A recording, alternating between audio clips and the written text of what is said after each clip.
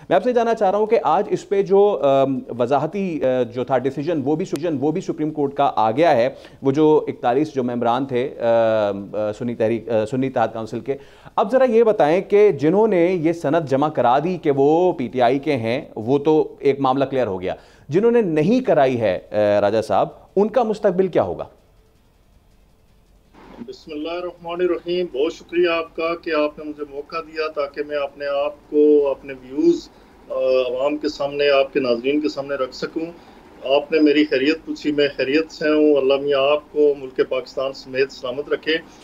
अच्छा, पहली गुजारिश तो ये है कि अभी तो हम सुन रहे हैं, रूमर्स ही हैं कि गवर्नमेंट कोई तरमीम ला रही है, कॉन्स्टिट्यूशन को अमेंड करना चाहती है, जिसमें जजेस की जो उम्र है, रिटायरिंग एज जो है वो 65 से 68 करना चाहती है सुप्रीम कोर्ट के जजेस की। और इसी तरह जो मेरी शुनीद है वो ये है कि हाई कोर्ट के जजेस की जो रिटायरिंग एज है वो है 62 से उसे 64 तक ले जाना चाहते हैं। ये भी सुनने में आया था कि चीफ जस्टिस ऑफ पाकिस्तान की जो टर्म है उसे फिक्स किया जा रहा है 3 साल के लिए, उस टेन्योर को, ताकि ऐसा भी हुआ माजी करीब में कि बहुत सारे हमारे जजेस, यानी आप एक मिसाल ले लें कि जवाद ख्वाजा साहब वो सुप्रीम कोर्ट ऑफ पाकिस्तान के चीफ जस्टिस बने और महज 23 दिन तक वो चीफ जस्टिस रहे।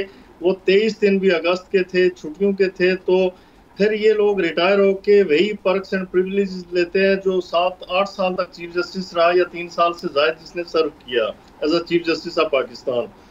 तो 23 दिन में या 6 माह हमारे सदक जिलानी साहब चीफ जस्टिस रहे पाकिस्तान के, कोई साल रहा, कोई 2.25 साल रहा। तो इसी तरह काजी साहब की भी जो टर्म है वो भी 3 साल की मुकम्मल नहीं होती, वो तकरीबन 2 साल और 1 माह है। तो लिहाजा एक ये भी था कि चीफ जस्टिस ऑफ पाकिस्तान की टर्म को फिक्स किया जाए या फिर जजेस की उम्र बढ़ा दी जाए। ये फिर जब आईनी पैकेज सामने आएगा तो बात क्लियर होगी। अब जो दूसरी बात है कि 2/3 अक्सरियत होगी तो फिर आप कॉन्स्टिट्यूशन को अमेंड कर सकते हैं।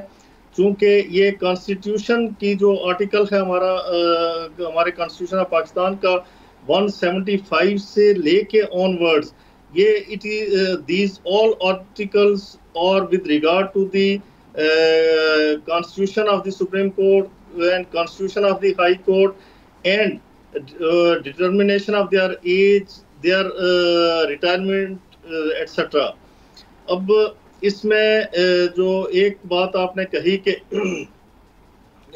अपना ये सुप्रीम कोर्ट के हवाले से कि तीसरा सवाल क्या था, मैं शायद उसे मिक्स कर रहा हूँ।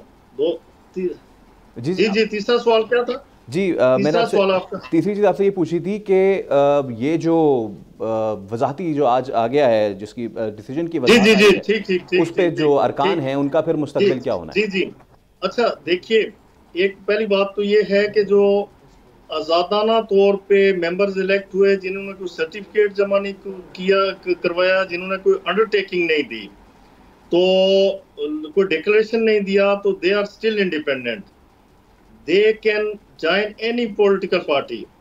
और जो सुप्रीम कोर्ट का आज का जो वजात है, मैं समझता हूँ कि इस वजात से पहले ज़रूरी था कि सुप्रीम कोर्ट के पास रिव्यू पिटीशन थी, उसे डिसाइड किया जाता, ताकि रिव्यू पिटीशन में अगर उस फैसले को, जो 12 जुलाई का फैसला है, 8 जजों की अक्सरियती जो फैसला है वो रिवर्स हो जाता है, सुप्रीम कोर्ट अपने फैसले को रिव्यू कर लेती है, तो उससे पहले अगर उस फैसले को इम्प्लीमेंट कर दिया जाता है तो फिर ये भी हो सकता है कि सुप्रीम कोर्ट कहे कि चूंकि वो फैसला इम्प्लीमेंट हो गया, वो पास्ट एंड क्लोज ट्रांजैक्शन हो गई।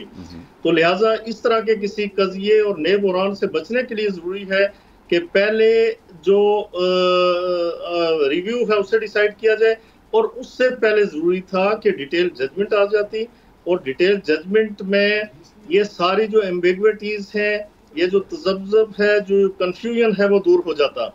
लेकिन 2 माह और 2 दिन गुजरने के बाद अभी तक डिटेल जजमेंट नहीं आ सकी, वजात फौरन आ गई। तो जरूरी है कि डिटेल जजमेंट आ जाए, चूंकि 2 जजेस तो डिटेल जजमेंट दे चुके हैं जिनका डिसेंटिंग नोट है। सब्सक्राइब करें और बेल दबाएं ताकि कोई खबर रह न जाए।